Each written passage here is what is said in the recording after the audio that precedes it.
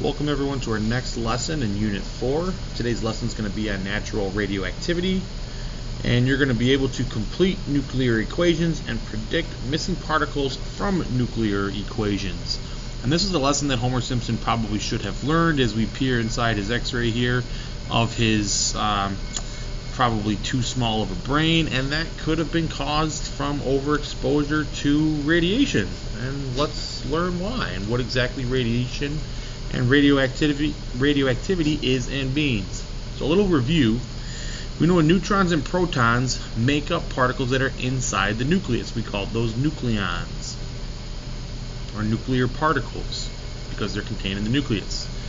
We know that the number of protons changes the identity of the element. That's our atomic number, and that determines what element we have. If we change the number of protons, we change the element that we have, and we'll learn more about that today. The number of neutrons does not have an influence on what the element is, but it does and can change the isotope that we have, and therefore influences the mass of the element. Now, the number of protons and the number of neutrons do not have to equal each other in the nucleus, and we learned about this in our last lesson. With smaller elements, we tend to have close to a 1-to-1 ratio, but this changes somewhat significantly as the elements, or the atoms themselves, get larger.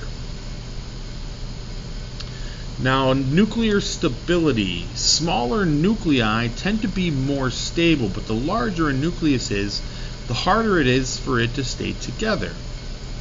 And this is because, if you think about the way the atom is structured, we have all of these positively charged protons smashed together in our nucleus.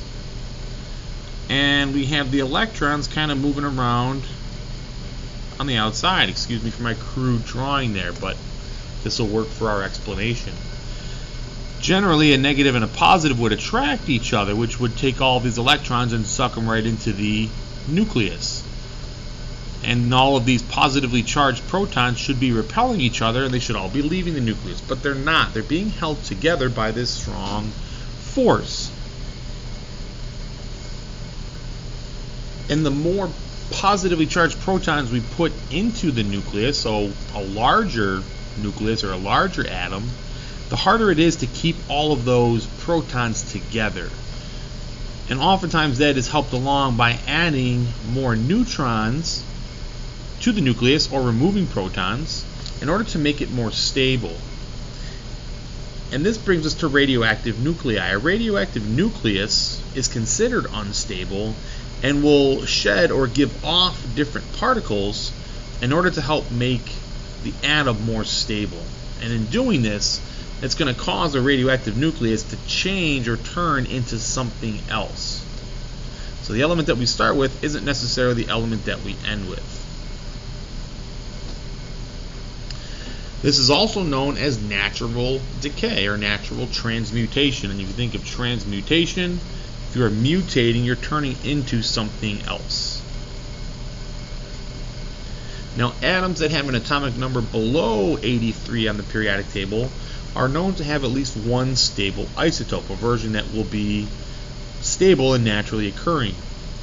But all the isotopes of elements that are above 84 are more radioactive and don't have at least one naturally occurring isotope.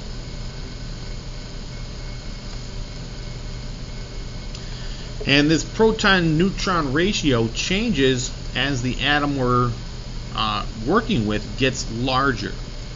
And this creates a zone of stability. And depending how far that atom gets outside of that zone of stability, it's going to go through a couple different types of decay to try and make itself more stable.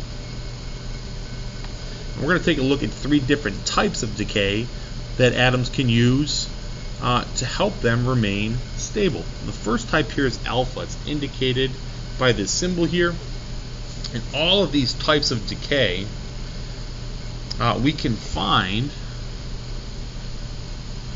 on table O, where it gives us the different particles and the types of decay associated with each particle. Now, alpha decay is indicated with this notation here, and just in looking at that and what we know of chemistry, this is the notation for a helium atom. It has a mass number of 4 and an atomic number of 2.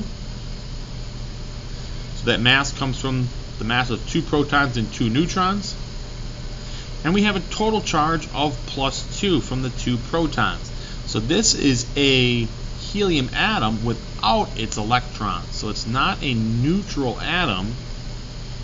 It is a alpha decay particle, which has a charge of +2.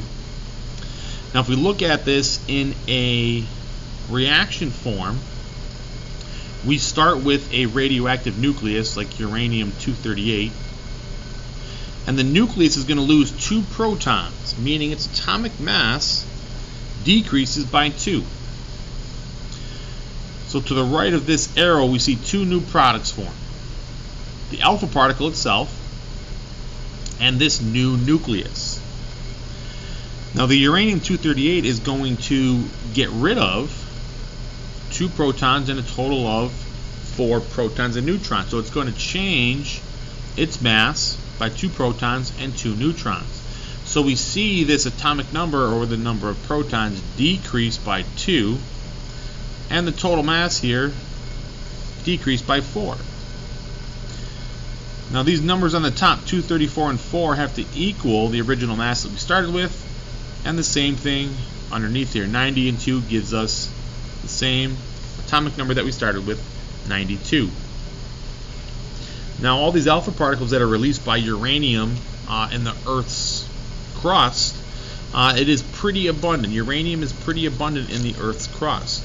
And these alpha particles build up underground in rocks, where they gain electrons as they kind of percolate through the Earth, and then turn into atoms, neutral atoms of helium. And this is how we're getting helium that we can put into balloons and use for various other things.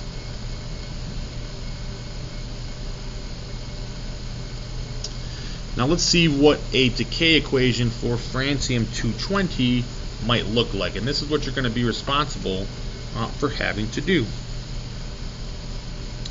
Now the first thing that we want to do, we didn't see that there, the first thing we want to do is figure out what type of decay francium-220 goes through. And for that we're going to use table N, which gives us different types of decay for different, what we call radioisotopes. In this case, francium-220 is a radioisotope. And we're going to complete it just like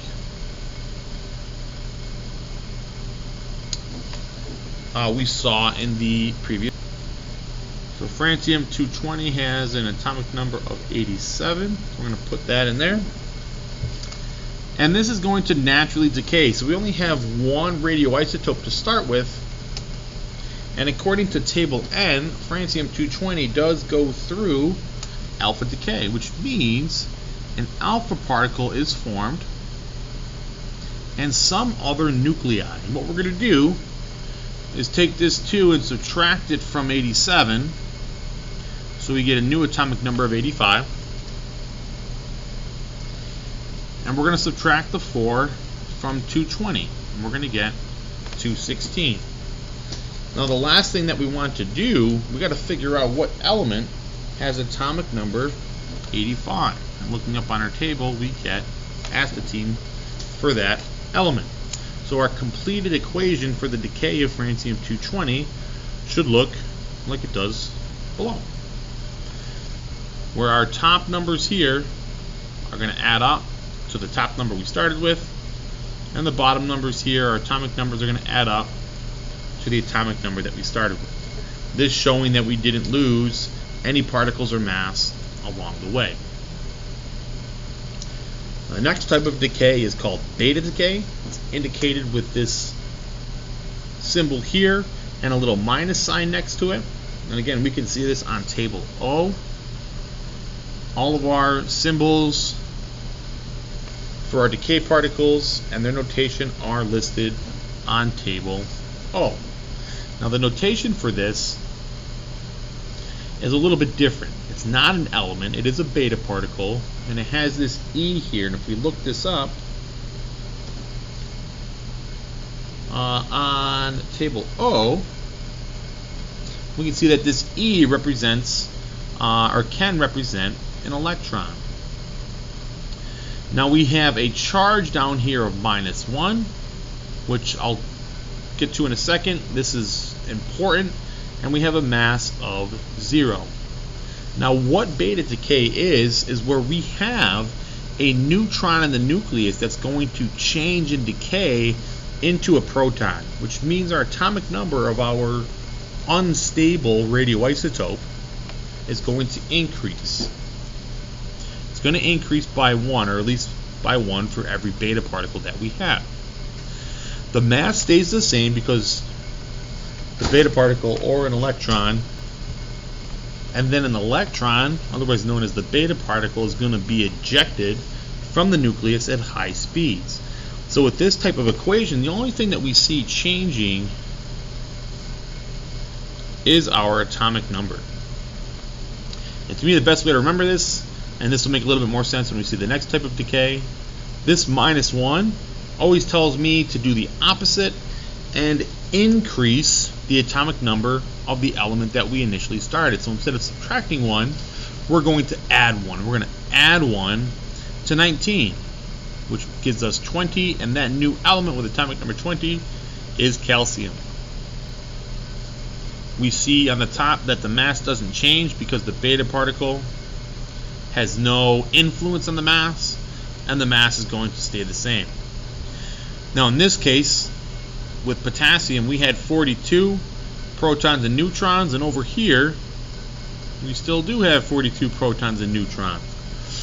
But whereas before here we had 19 protons, and that would give us 23 neutrons, now we have 20 protons and 22 neutrons because one of the neutrons decayed to form a proton. And that's why we get the increase in our atomic number, but our mass remains the same. Now we'll take a look at a beta decay equation for the decay of phosphorus 32. We can always check our radioisotopes on table N to see what type of decay they will go through. And as we look up phosphorus 32, we can see that yes, it does go through beta decay. Now with any natural decay, we're going to start with one species on the left hand or reactant side of our equation. Phosphorus has atomic number 15. Now we know that phosphorus 32 is going to go through beta decay. So first thing that we can show here is our beta particle, and you can write this like that. You could also write it as a beta with the same notation. Either of these will work. They represent the same thing. And then we're going to have some new nuclei. Now when you see the beta particle, we see that it has a -1 in the spot where our atomic number normally goes, so we're going to add 1 to our atomic number. This becomes 16. And then since that beta particle doesn't have a mass, our mass is going to stay the same. Now we have to look up and see what element has atomic number 16, and that is going to be sulfur. So phosphorus 32, undergoing beta decay, ejects a beta particle from its nucleus, has a neutron that decays into a proton, and becomes sulfur 32.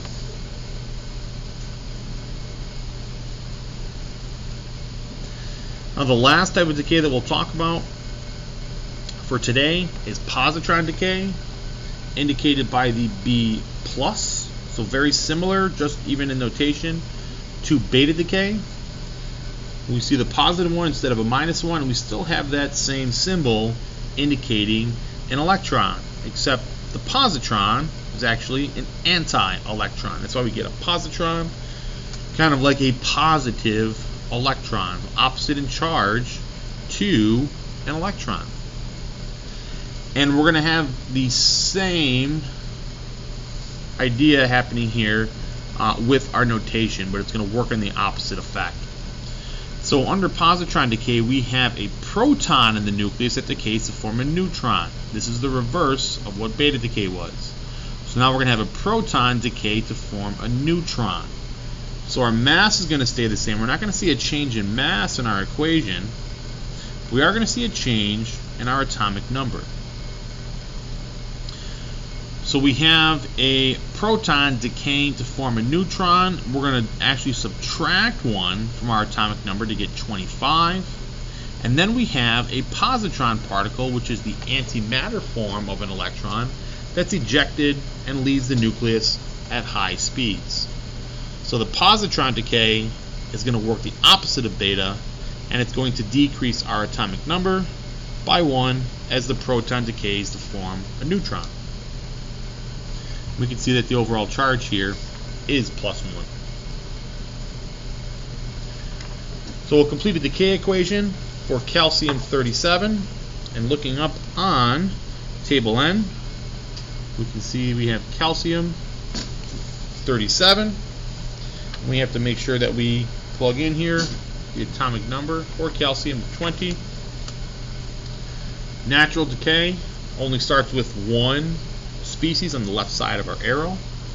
This is going to go through positron decay, indicated by table N, and it's going to produce a new species. Now looking at the positron particle, it says +1. We're going to do the opposite and decrease our atomic number by 1 and keep our mass the same. Now we just have to look up and see what element has atomic number 19, which is potassium.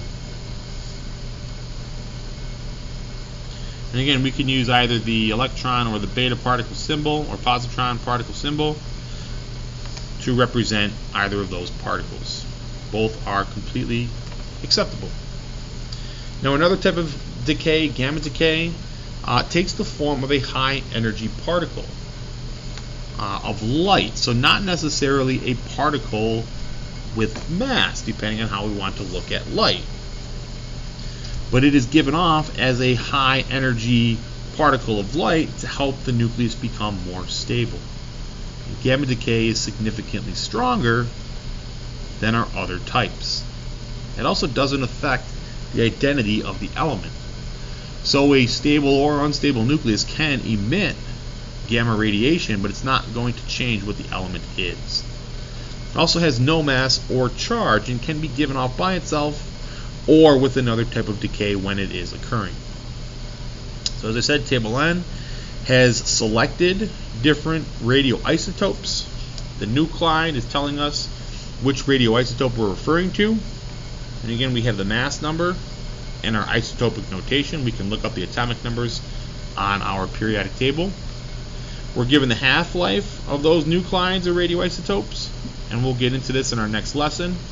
The decay mode, which is what we covered here today, with positron, beta, and we'd also see alpha in here as well, depending on which radioisotope we are looking at. You're also given the name of the nuclide or the name of the isotope, carbon-14, gold-198, to kind of help you learn that as well. So all that information is found on table N. Table N with table O is most of what you would use in this unit on nuclear chemistry. Now, how can we actually detect radioactivity? Well, one way is that it can expose protected radioactive film. So what that means, where film has to be developed to produce the image that was exposed onto it when the picture was taken, a rock of uranium or another radioactive source can actually expose those images or produce their own image by emitting their own high energy particles that actually have an interaction with the chemicals in the film themselves. And if you leave those close to a radioactive source, it will essentially ruin the film, and can also, if you leave it close to film that has been developed, slowly kind of age it or affect the image over time. Radioactive isotopes can cause phosphorescent materials to glow. So if something is phosphorescent or has the ability to glow, a radioactive substance can provide the energy required to cause the material to glow. If you think about stars that are normally on a ceiling, These stars get charged up when the lights are on in the room, and when you turn the lights off, they glow, and throughout the night, as they lose their energy, they will dim down.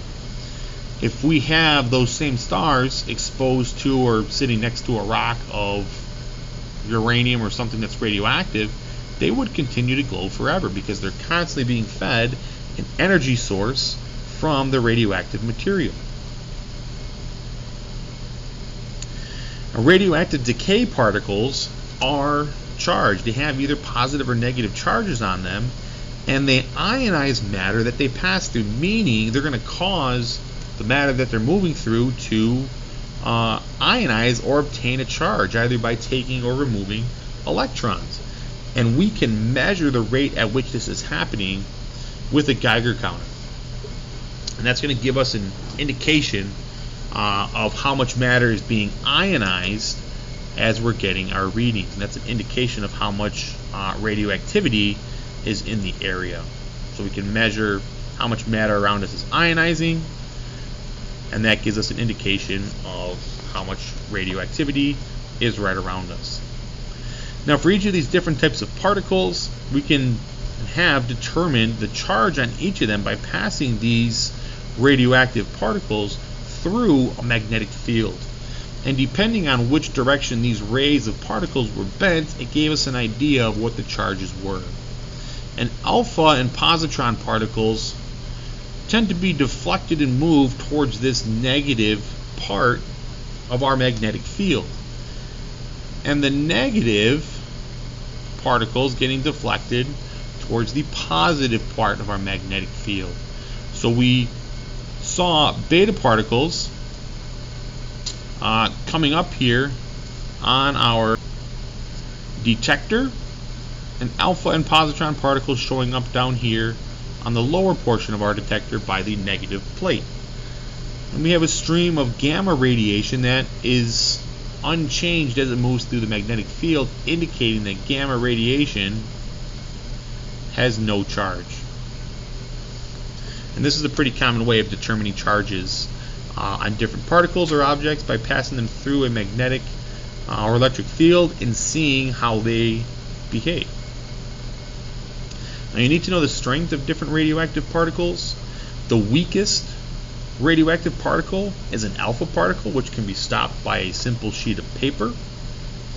Beta particles are a little bit stronger. Those are going to require something a little bit stronger and thicker to slow it down and to stop it. So beta particles can be stopped by a sheet of plastic. And within our discussion here, the strongest that we need to know about are gamma rays, gamma particles, and those are only stopped by a foot of solid lead. And oftentimes we see, in order to keep radioactive materials away from living organisms, they tend to get encased in concrete, as that will stop pretty much any type of radioactivity, as long as it is thick enough. Now, the mass defect, last thing we'll talk about for today. The mass defect refers to energy that's giving off during nuclear change. We'll find that nuclear change is different than physical or chemical change because it doesn't obey the law of conservation of matter. This only applies to chemical and physical change, not to nuclear change. And this mass defect, the energy that comes from the mass defect, comes from a little bit of mass that gets destroyed during nuclear change. And that mass gets converted into very, very large amounts of energy. And the amount can be calculated using Einstein's famous E=mc² equation, where if we multiply a specific mass of matter times the speed of light squared, we can determine how much energy it contains. So by destroying a little bit of mass, we produce huge amounts of energy. And two reactions that use this principle are fission and fusion, and we cover those later in this unit. What you need to know is that the mass defect changes mass into a large amount of energy by destroying that mass. And this does not happen in chemical or physical change, only in nuclear change. Now, generally, decay to get from a unstable radioactive particle down to a stable non-radioactive particle generally takes several steps depending on the radioisotope. And this is a little exercise starting with uranium-238 undergoing alpha decay. We can see that it's going to take U-238 14 steps to get down to a stable isotope. And I'd like you guys to complete this in your notes section as it's listed here, starting with a parent nuclide, looking at the type of decay, writing that type of decay particle, and completing your new species for your equation. The new species then gets brought down for the parent nuclide for the next line, and we continue on through that way. And the types of decay are outlined for you in the table. And we can see that this is going to take a long time for uranium-238 to become stable. By looking at some of the half-lives, which again we'll learn about, this is something that will take thousands and thousands and thousands of years. Actually, millions of years. So complete that. If you have questions on it, please let me know. Or questions on anything else, please reach out and come get your questions answered. Hope everyone has a great day.